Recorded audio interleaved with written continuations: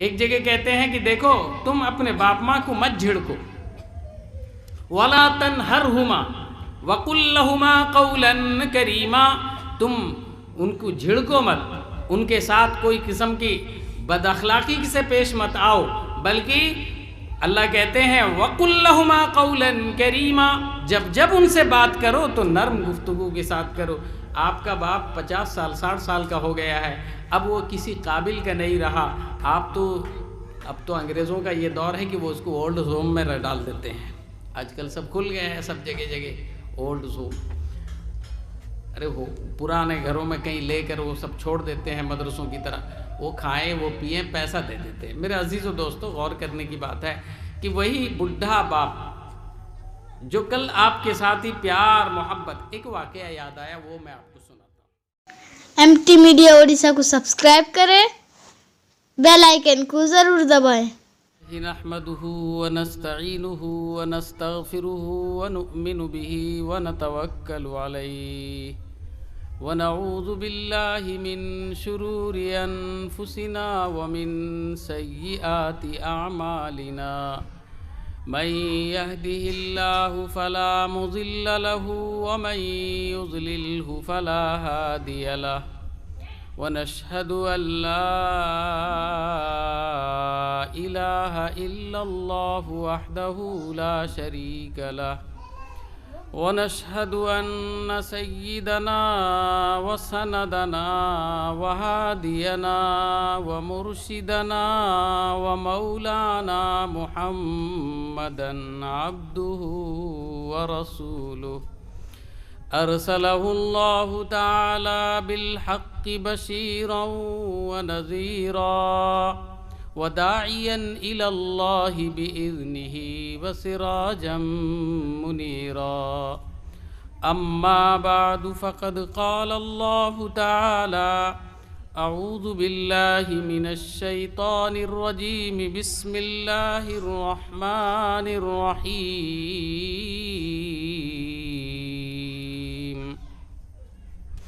ووصينا الإنسان بوالديه حسنا، وقال في موضع آخر: واعبدوا الله ولا تشركوا به شيئا وبالوالدين إحسانا، وقال النبي صلى الله تعالى عليه وسلم: أي العمل أفضل يا رسول الله؟ قال: الصلاة في وقت. قال رسول الله صلى الله عليه وسلم: ثم أي؟ قال: بر الوالدين إحسانا. وقال: ثم أي؟ قال رسول الله صلى الله عليه وسلم: الجہاد فی سبیل اللہ۔ صدق اللہ العظیم۔ ہماری زندگی ہم سے اللہ راضی ہو اور ہماری آخرت کا ضامن اللہ رب العالمین بن جائے۔ میرے عزیز و دوستو، وقت تو بہت ہو گیا، مغرب بعد سے سما خراشی ہو رہی ہے، سب کے کام تقریباً چھل چکے ہیں، لیکن اللہ رسول کی بات ہے اس لیے سبھی لوگ بیٹھے ہوئے ہیں۔ تھوڑی دیر کے لیے ہی صحیح آپ حضرات میں حاضر ہو گیا ہوں۔ اللہ سے دعا کریں رب العالمین مجھے بھی، آپ کو بھی، ہم تماموں کو صراط مستقیم پر چلنے کی توفیق عطا فرمائے۔ جس سوسائٹی میں جس سماج میں ہم زندگی گزار رہے ہیں، اس کی بہت ساری خرابیاں ہیں، بہت ساری کمیاں ان میں پائی جاتی ہیں۔ ہم نماز بھی پڑھتے ہیں، روزہ بھی رکھتے ہیں، زکوٰۃ بھی دیتے ہیں، حج بھی کرتے ہیں، دین کے کام ہم صبح و شام کرتے رہتے ہیں، پکا کرتے ہیں، لیکن کچھ کمیاں، کچھ کوتاہیاں ایسی رہ جاتی ہیں جو سماجی نقطہ نظر سے بہت گری ہوئی ہوتی ہیں۔ اگر اسے ہم نے اپنی زندگی میں سنوارنے کی کوشش نہ کی تو کل ایک دن ایسا آئے گا کہ وقت ہمیں تھوکے گا، سوسائٹی ہمیں برا کہے گی، آنے والی نسلیں ہماری قبروں کے اوپر کھڑے ہو کر تھوکیں گے۔ میرے عزیز و دوستو، میں آج انہی باتوں میں سے ایک بات آپ کے سامنے عرض کر کے بات ختم کر دوں گا، امید ہے کہ میری بات سمجھ میں اگر آ جائے، اللہ سے دعا کریں مجھے بھی اور آپ کو بھی اللہ عمل کی توفیق عطا فرمائے۔ میں نے قرآن کریم کی ایک آیت تلاوت کی ہے، بہت مختصر، بہت چھوٹی سی آیت، مگر یہ بہت جامع ہے، اس کے اندر ایک پوری دنیا سما سکتی ہے۔ میرے عزیز و دوستو، وہ آیت یہ تھی کہ اللہ پاک فرماتے ہیں وَوَصَّيْنَا الْإِنسَانَ بِوَالِدَيْهِ حُسْنًا۔ اللہ پاک نے یہ فرمایا کہ ہم نے انسانوں کو یہ وصیت کر دی ہے۔ دیکھو، ایک ہوتا ہے نصیحت، ایک ہے وصیت، دونوں میں بہت فرق ہے۔ نصیحت جو آج میں کر رہا ہوں، وصیت جو جانے والا کرتا ہے۔ آج جو کیا جاتا ہے اسے اگنور بھی کیا جا سکتا ہے، آج جو کیا جا رہا ہے اسے بھلایا بھی جا سکتا ہے، مگر جانے والا جب کوئی بات کہتا ہے تو اسے یاد رکھا جاتا ہے اور اس پر عمل کیا جاتا ہے، اسے کہتے ہیں وصیت۔ اللہ رب العالمین نے فرمایا انسانوں کے لیے ہم نے وصیت کر دی، یعنی ایک نایاب کامیاب بات بتا دی کہ جس بات کو وہ زندگی میں کم از کم جب تک زندہ رہیں اس پہ عمل کریں۔ کیا ہے؟ بِوَالِدَيْهِ حُسْنًا، اپنے باپ ماں کے ساتھ حسن سلوک کریں۔ حقیقت یہ دیکھا جائے تو دنیا میں اگر کوئی حسن سلوک کا حقدار ہے تو وہ باپ ماں ہی ہیں۔ ایک روایت حضرت عبداللہ ابن مسعود سے ہے، غالباً بخاری شریف میں ہے۔ وہ روایت یہ ہے، ایک صحابی رسول جناب محمد رسول اللہ صلی اللہ علیہ وسلم سے پوچھتے ہیں، سألت النبی صلی اللہ علیہ وسلم، میں اپنے نبی حضور محمد الرسول اللہ سے میں نے یہ پوچھا کہ یا رسول اللہ، جس کا اردو ترجمہ یہ ہے کہ دنیا میں سب سے زیادہ پیار محبت کا حقدار کون ہے؟ سب سے زیادہ پیار اور محبت کا حقدار کون ہے؟ یہ وہ صحابی رسول اللہ کے نبی سے پوچھے تو اللہ کے نبی نے فرمایا صلی اللہ علیہ وسلم، امک، تیری ماں۔ پھر فرمایا یا رسول اللہ ثم ایو، اس کے بعد کون؟ فرمانے لگے کہ امک۔ پھر پوچھا یا رسول اللہ ثم ایو، اس کے بعد کون؟ آپ نے فرمایا امک، تیری ماں۔ پھر اس نے پوچھا کہ یا رسول اللہ اس کے بعد کون؟ نہ ابو کا۔ یہ ایک روایت ہے۔ میں نے شروع میں جو روایت بیان کی اسی کا ذرا خلاصہ بیان کرتا ہوں، بہت مختصر وقت لوں گا، اللہ سے دعا کریں اللہ ہمیں سمجھ کی توفیق عطا فرمائے۔ میں نے یہ روایت پڑھی کہ کسی نے پوچھا رسول کریم صلی اللہ علیہ وسلم سے، ای العمل افضل، کون سا عمل دنیا میں سب سے افضل عمل ہے، بڑھیا کام ہے جسے ہم کریں تو دل بھی مطمئن ہو، میرا اللہ بھی مجھ سے راضی ہو اور میرا آخرت بھی سنور جائے؟ کون سا ایسا عمل ہے جسے ہم کریں تو یہ ہو؟ اللہ کے نبی نے فرمایا الصلاۃ فی وقت، نماز کو ٹائم میں ادا کرو۔ نماز کا جب ٹائم آئے تو ٹائم سے ادا کرو۔ امسی پارہ پڑھے ہو کہ نہیں پڑھے ہو؟ اس میں ایک جگہ ہے وَوَيْلٌ لِّلْمُصَلِّينَ الَّذِينَ هُمْ عَنْ صَلَاتِهِمْ سَاهُونَ۔ اللہ کہتے ہیں کہ مصلین، نمازیوں پر ویل ہے، افسوس ہے، نمازیوں پر افسوس ہے، ویل ہے۔ کیوں؟ نہ الذین هم عن صلاتہم ساہون، نماز کا جب وقت آتا ہے تو وہ اس میں تساہل برتتے ہیں، سستی کرتے ہیں، ہاں ابھی پڑھیں گے، کبھی پڑھیں گے، ایسے لوگوں کے بارے میں ویل ہے۔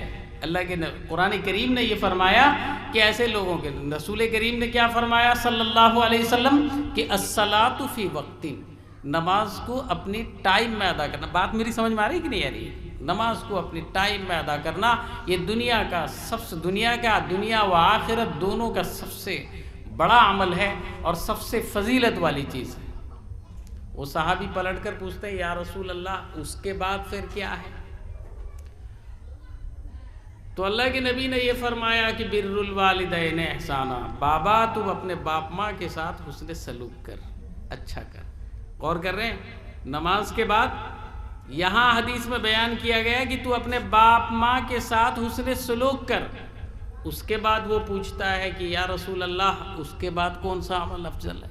تو کہتے ہیں الجہاد فی سبیل اللہ، اللہ کے راستے میں اللہ کے علم کو بلند کرنے کے خاطر تو اپنی جان بھی قربان کر دے، اسی کو تو جہاد کہتے ہیں، الجہاد فی سبیل اللہ۔ غور کرو، جہاد فرض ہوتا ہے، جہاد والے عمل سے دنیا میں کوئی زیادہ اچھا عمل ہے نہیں۔ رسول اللہ نے ایک جگہ فرمایا کہ مجاہد جب جہاد میں جاتا ہے اس کا قطرہ خون کا جب زمین پہ گرتا ہے اللہ تعالیٰ اس کی بخشش کر دیتے ہیں۔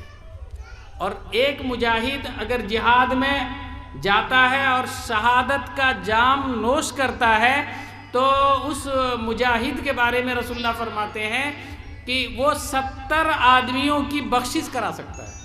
بہت فضیلت ہے، قرآن کریم کو کھول کر دیکھو گے شاید کوئی ایسا پارا ہو جس میں جہاد کی فضیلت نہ ہو، لیکن اس عمل کو بھی مؤخر کرتے ہوئے آپ نے فرمایا بر الوالدین احسانا، بابا تم اپنے باپ ماں کے ساتھ حسن سلوک کرو۔ پتہ یہ چلا کہ کچھ تو ہے، کچھ تو ہے۔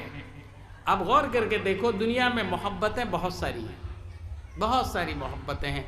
کوئی لڑکی سے محبت کرتا ہے، کوئی بھائی سے محبت کرتا ہے، کوئی بہن سے محبت کرتا ہے، کوئی بیوی سے کرتا ہے، کوئی سماج والوں سے کرتا ہے۔ مختلف انواع کی محبتیں سوسائٹی میں پائی جاتی ہیں، لیکن اگر آپ سنجیدگی سے بیٹھ کر تنہائی میں اپنے گریبان کو پکڑ کر سوچو تو آپ کو اس میں یہ نظر آئے گا کہ بھائی جتنی بھی محبتیں ہیں ساری کی ساری مفاد پر مبنی ہیں۔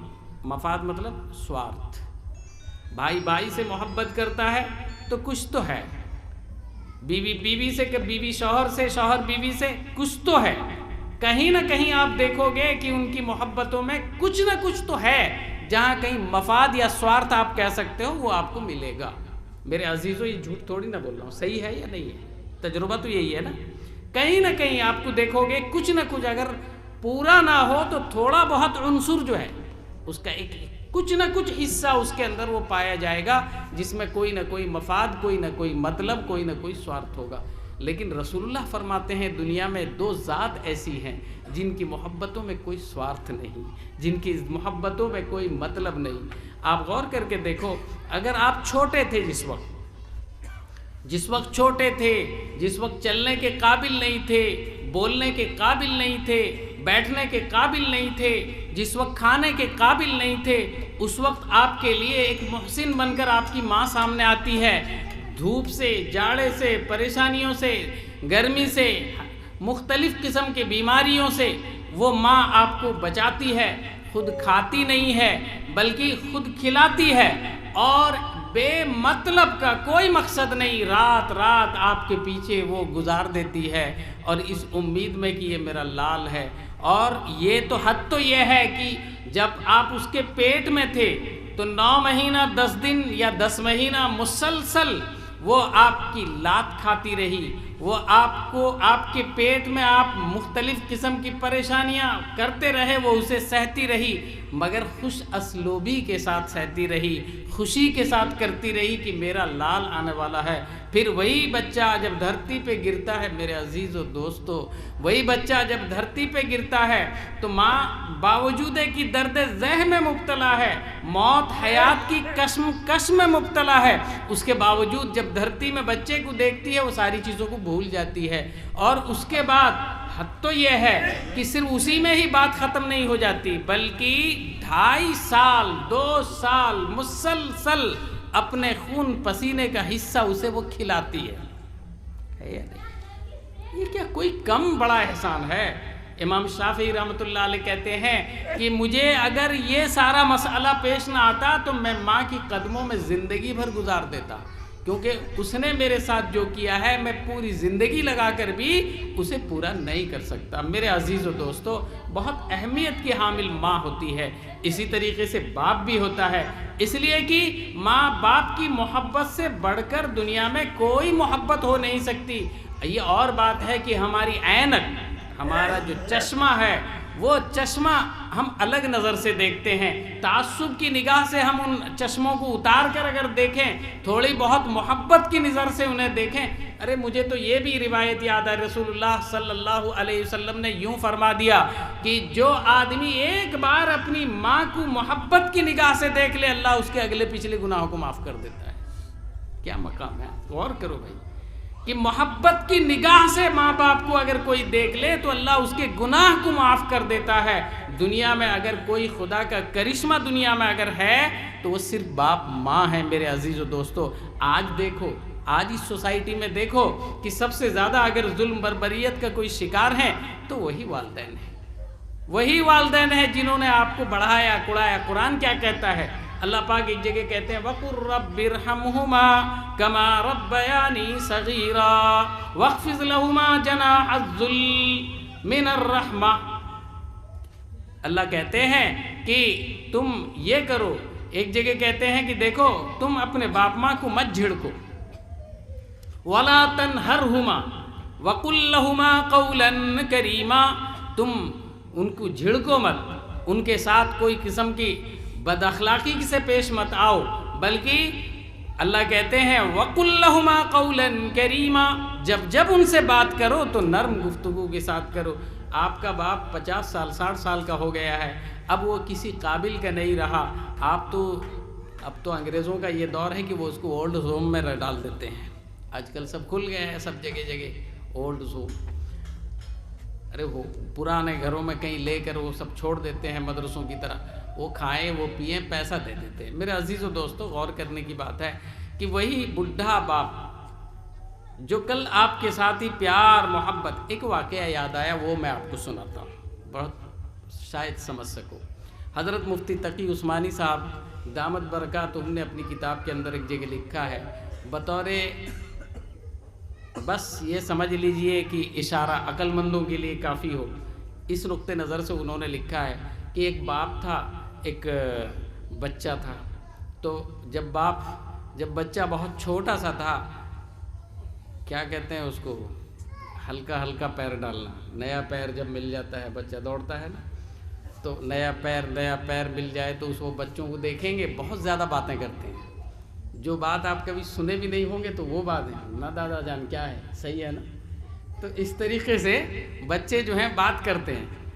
تو وہ بچہ اپنے باپ سے آنگن میں کھیلتے ہوئے ملتا ہے تو اچانک آنگن میں ایک چھوٹے سے پیڑ میں ایک کوا بیٹھا ہوا نظر آتا ہے. پیار سے ابا جان کو پوچھتا ہے کہ بابا، ابا جان یہ کیا ہے؟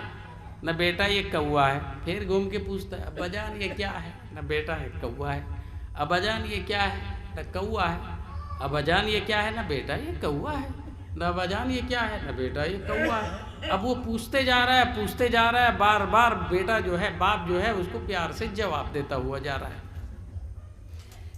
اور وہ بات اس دن وہ اپنی ڈائری میں لکھ دیتا ہے اور یہ لکھتا ہے کہ آج میرے بیٹے نے پیار محبت کی نگاہ سے مجھے دیکھ کر کوے کے بارے میں پوچھا، اور ایک نہیں 26 بار اس نے پوچھا، اور مجھے بہت اچھا لگا، پیار آیا، اور میں ہر بار اس کا پیار سے جواب دیتا رہا. خدا کی قسم اگر وہ 100 بار بھی پوچھتا تو میں 100 بار بھی اسے پیار محبت کی نگاہ سے جواب دیتا. یہ لکھ دیا ڈائری میں اس نے. وقت گزرتا رہا. کل کا بچہ آج جوان بن گیا ہے. آج کا جوان کل بوڑھا ہو گیا. باپ بوڑھا ہو گیا، بچہ جوان ہو گیا. وقت گزرتا رہا. ایک دن وہ سچویشن پھر آ گیا کہ اسی آنگن میں باپ بیٹے دونوں بیٹھے ہوئے ہیں. باپ نے بیٹے سے پوچھا کہ بیٹا وہ کیا ہے؟ نہ ابا جان وہ کوا ہے. پھر پوچھا کہ بیٹا وہ کیا ہے؟ نہ ابا جان وہ کوا ہے. پھر پوچھا بیٹا وہ کیا ہے؟ نہ ابا جان کوا. سننے ملتے نہیں، کیا دیکھنے ملتے نہیں؟ کوا ہے نا، سمجھ سکتے نہیں، کوا ہے. اب اس نے جھڑکنا شروع کیا اور اس کا چیخ کر کہا تمہیں سمجھ میں بات آتی نہیں؟ کوا ہے، زیادہ مت بولو. باپ چپکی نہ اٹھا اور سیدھے گیا، چپکے سے جا کر وہ ڈائری لایا اور کہنے لگا بیٹا اس میں کچھ خاص بات لکھی ہوئی ہے، ذرا پڑھ لینا. تو جب پڑھتا ہے بیٹا زارو قطار رو پڑتا ہے، کہتا ہے ہائے میں کیا کیا۔ میرا باپ 26 مرتبہ پوچھا، پیار سے جواب دیا، پھر اس کے بعد 100 مرتبہ بھی پوچھے تو میں اس کا پیار سے جواب دوں گا، مجھے پیار آ گیا۔ اور میرے باپ نے صرف 3 سے 4 بار پوچھا تو میں جھڑک دیا۔ میرے عزیز و دوستو، اسی سے اندازہ کر سکتے ہو کہ مفاد کیا ہے، سوارتھ کیا ہے اور محبت کیا ہے۔ دنیا میں جتنی بھی محبتیں ہیں، رسول اللہ نے فرمایا صلی اللہ تعالی علیہ وسلم، دنیا میں جتنی بھی محبتیں ہیں بھائیوں، میرے بزرگوں، دوستوں، ان محبتوں میں یہ محبت کوئی الگ محبت ہے جس محبت کی کوئی مثال۔ ایک واقعہ مسلم شریف سے میں ذکر کرتا ہوں، شاید آپ کے لیے کچھ نمونہ بنے، سمجھ سکیں۔ بہت مختصر ٹائم ہے، 2-5 منٹ اور لوں گا، اس لیے میں عرض کر رہا ہوں، ذرا توجہ سے سنیں۔ مسلم شریف کے اندر میں ایک باب امام مسلم نے قائم کیا ہے، اس باب کا نام ہے باب فضیلت اویس قرنی۔ باب فضیلت اویس قرنی، اویس قرنی رحمت اللہ علیہ کی فضیلت۔ اس باب میں 2-4 روایتیں بھی ہیں۔ ایک روایت جس کا خلاصہ میں آپ کے سامنے رکھتا ہوں، شاید میری ماں بہنوں کے لیے، آپ کے لیے، ہم نوجوانوں کے لیے کچھ عبرت بنے۔ اویس قرنی قرن کے رہنے والے تھے۔ قرن کے بارے میں یہ لکھا ہے کہ یمن کا ایک قصبہ تھا، ملک یمن، جہاں آج جنگ و جدل کا محاذ بنا ہوا ہے۔ سعودیہ اٹک اس پہ کرتا ہے، وہ اس پہ کرتا ہے، جنگ و جدل کا محاذ بنا ہوا ہے۔ لیکن کسی زمانے میں یمن سعودی عرب کا ایک حصہ تھا، اور بڑے بڑے صحابہ کرام رضوان اللہ علیہ مجمعین وہیں سے آئے ہوئے تھے۔ سب صحبت رسول اللہ میں بیٹھا کرتے تھے اور رسول اللہ صلی اللہ علیہ وسلم سے فیضیاب ہو کر جاتے تھے۔ تو قرن اس قصبے کا نام تھا۔ وہاں ایک آدمی رہا کرتا تھا جس کا نام تھا اویس۔ اللہ کے رسول باحیات تھے، مدینہ طیبہ میں رہتے تھے۔ قرن سے ایک قاصد خبر لے کر آیا رسول اللہ کی خدمت میں، یا رسول اللہ، میں آپ کی زیارت سے مشرف ہونا چاہتا ہوں، آپ کو دیکھنا چاہتا ہوں۔ میں خلاصہ بیان کر رہا ہوں، تحت اللفظ حدیث کا ترجمہ نہیں کر رہا ہوں۔ یا رسول اللہ، میں آپ کی زیارت سے مشرف ہونا چاہتا ہوں، آپ کو دیکھنا چاہتا ہوں۔ یا رسول اللہ، لیکن میری ایک مجبوری ہے۔ وہ مجبوری یہ ہے کہ میرے گھر میں میری والدہ بوڑھی موجود ہے، میں ان کی خدمت میں لگا رہتا ہوں، مگر دل میرا مچلتا ہے، میں کیسے آپ کو جاؤں دیکھوں یا رسول اللہ۔ جانتے ہو رسول اللہ نے کیا جواب لکھا؟ رسول اللہ صلی اللہ علیہ وسلم نے انہیں یہ بتایا، ان کے پاس یہ خبر دی کہ نہیں، تم نہیں آ سکتے۔ سمجھے؟ فجاہدہ کا لفظ حدیث میں ایک جگہ آیا ہے، یعنی تمہارے لیے حقیقی معنوں میں اگر جہاد کوئی ہے تو وہیں خدمت کرو باپ ماں کی، وہیں اپنی اماں جان کی خدمت کرو، اور تمہارے لیے میرا حکم ہے کہ تم وہیں اپنی اماں کی خدمت میں لگے رہو، میرے پاس آنے کی کوئی ضرورت نہیں۔ ہم ہوتے کیا کرتے؟ رگ پہ بڈھی آج نہیں کل مر جائے گی، اس سے کیا ہے، یہ شرف کہاں ملے گا، پہلے میں چلا جاؤں، دیکھ کے چلا۔ ہوتا ہے کہ نہیں؟ آپ دیکھے ہوں گے بعض لوگ حج پہ نکل رہے ہیں، ان کے لیے پریشانی ہے، لیکن اس کے باوجود وہ کیا کہتے ہیں، ابے رکھ، حج فرض ہے۔ حالات کو دیکھ کر امام حضرت مولانا شفیع صاحب دیوبندی نور اللہ مرقدہ نے ایک جگہ لکھا ہے کہ دین کس کا نام ہے، یہ ذرا دھیان سے دو، دین کسے کہتے ہیں؟ انہوں نے فرمایا کہ دین نام ہے حالات کے نقطے نظر سے، ماحول کو دیکھتے ہوئے شریعت اسلامیہ میں جو پہلا حکم ہے اس کو بجا لانے کا نام دین ہے، اس کے علاوہ کا نام جو ہے منمانی ہے۔ مثال میں انہوں نے یہ فرمایا کہ ایک آدمی نمازی ہے، پرہیزگار ہے، نماز کا شوقین کیا نماز کا عادی ہے، بیوی کے ساتھ جنگل میں سفر کر رہا ہے، راستے میں نماز کا وقت آ جاتا ہے، وہ بیوی سے کہتا ہے کہ میں تو کبھی گھر میں نماز پڑھتا نہیں، بلکہ میں تو جا کے وہاں نماز پڑھتا ہوں مسجدوں میں، لہذا تو یہاں ٹھہر، میں نماز پڑھ کے آتا ہوں، پھر ساتھ میں چلیں گے۔ مفتی صاحب نے لکھا ہے کہ اگر وہ یہ کہہ کے وہاں سے چلا جاتا ہے مسجد میں نماز پڑھنے کے لیے، یہ دین نہیں ہے، بلکہ یہ اس کی اپنی منمانی ہے، یہ شوق مٹانا۔ یہ جملہ انہوں نے لکھا ہے کہ یہ دین نہیں ہے بلکہ یہ شوق مٹانا ہے۔ دین تو یہ ہے کہ وہاں اپنی بیوی کی حفاظت کرے اور وہی نماز پڑھے۔ میرے عزیز و دوستو غور کرو، یہاں رسول اللہ صلی اللہ علیہ وسلم نے انہیں یہ حکم دیا کہ بھائی تم نہیں آ سکتے، تم اپنی ماں کے پاس رہو، انہی کی خدمت کرو۔